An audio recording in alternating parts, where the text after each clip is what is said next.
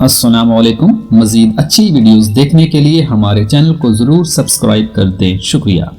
سورج مکھی کے تیل سے ماتھے کی مالش کرنے سے ذہن اتنا تیز ہوگا کہ کوئی بھی بات کبھی بھولے گی نہیں۔ بھنے ہوئے چنے کھا کر اوپر سے انار کا رس پی لینے سے ذہانت میں اضافہ ہوتا ہے۔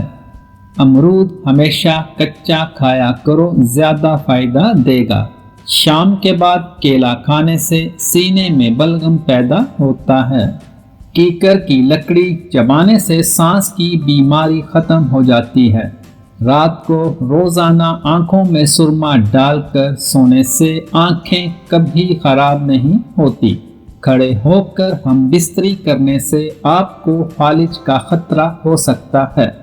روزہ رکھنے سے دماغ تیزی سے کام کرتا ہے۔ روزہ رکھنے سے جگر کو 4 سے 6 گھنٹے تک آرام مل جاتا ہے۔ چاول کے اوپر پانی پی لینے سے حمل نہیں ٹھہرتا۔ گندم کا حلوہ کھانے سے دماغ کا کینسر نہیں ہوتا۔ آٹے میں لیموں ڈالنے سے آٹا کبھی خراب نہیں ہوتا۔ گرم دودھ پینے سے ہڈیاں کبھی کمزور نہیں ہوتی۔ بطخ کے انڈے کھانے سے نظر کبھی کمزور نہیں ہوگی۔ ٹوٹی ہوئی کنگھی استعمال کرنے سے بال مزید گرنا شروع ہو جاتے ہیں۔ اگر آپ کے بازو کی کوہنیاں کالی ہوں تو مالٹے کا چھلکا رگڑیں، اس سے آپ کی کوہنیاں بالکل سفید ہو جائیں گی۔ صبح کے وقت ناشتہ نہ کرنے سے جسمانی اور ذہنی کمزوری ہونا شروع ہو جاتی ہے۔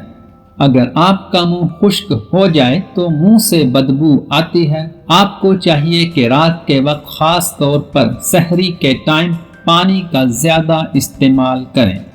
دہی کا استعمال جسم میں تلی ہوئی اشیاء کے منفی اثرات کو ختم کرتا ہے۔